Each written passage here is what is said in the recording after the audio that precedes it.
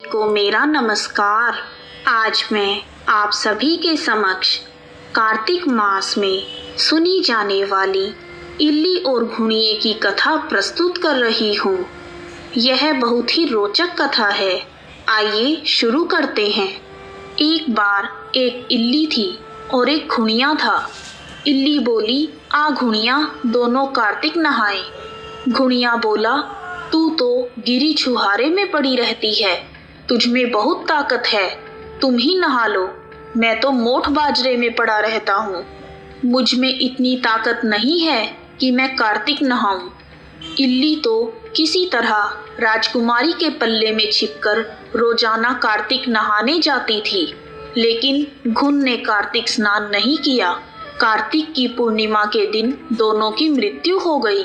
इल्ली अगले जन्म में राजा के घर राजकुमारी के रूप में पैदा हुई और घुड़िया राजा के घर में मेंढक बना।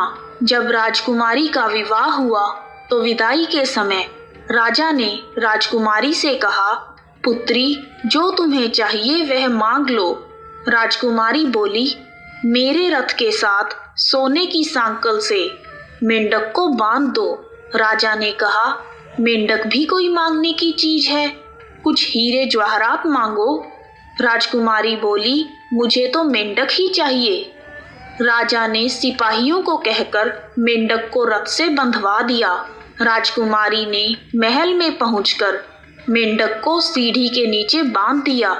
जब भी राजकुमारी सीढ़ी से चढ़ती या उतरती, तब मेंढक कहता, ए चटको मटको श्याम सुंदरी, थोड़ा पानी तो पिला। इस पर राजकुमारी कहती, भाई घुड़िया, पहले कार्तिक तो नहा ले। एक दिन राजकुमारी की देवरानी और जेठानी दोनों ने राजकुमारी को मेंढक से बातें करते हुए सुन लिया। उन्होंने राजकुमार से कहा, तू रानी लाया है या जादूगरनी? यह इंसानों से बातें नहीं करती, यह तो जानवरों से बातें करती है। इस पर राजकुमार बोला, जब तक मैं खुद नहीं देख लूं, मैं विश्वास नहीं करूंगा। इतना कहकर राजकुमार छिप कर बैठ गया। जब राजकुमारी सीढ़ी से उतर रही थी, तब राजकुमार ने राजकुमारी और मेंढक के बीच हुई बातचीत को सुना और राजकुमार ने गुस्से में तलवार निकाल ली और पूछा, मेंढक से क्या बातें हो रही थी? सच बताओ, नहीं तो अच्छा नहीं होगा। राजकुमार के पूछने पर राजकुमारी ने सारी बातें बताई और कहा, पिछले जन्म में यह मेंढक घुड़िया था और मैं इल्ली। मैंने इसे कार्तिक नहाने के लिए कहा था, पर यह नहीं नहाया और मैं तो नहा ली। हम दोनों पिछले जन्म की बातें ही करते हैं।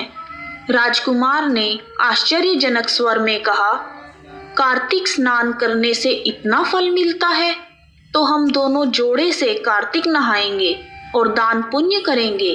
फिर राजकुमार और राजकुमारी ने कार्तिक स्नान किया, जिससे उनके राज्य और धन संपत्ति में वृद्धि हुई।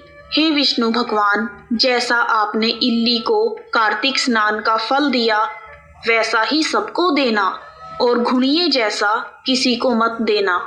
कथा समाप्त। यदि आपको कार्तिक मास में सुनी जाने वाली इल्ली और घुड़िये की कथा पसंद आई है तो कमेंट बॉक्स में जय श्री कृष्णा, जय दामोदर भगवान, जय माता दी लिखना ना भूलें। आप सभी का हार्दिक धन्यवाद। जय श्री कृष्णा।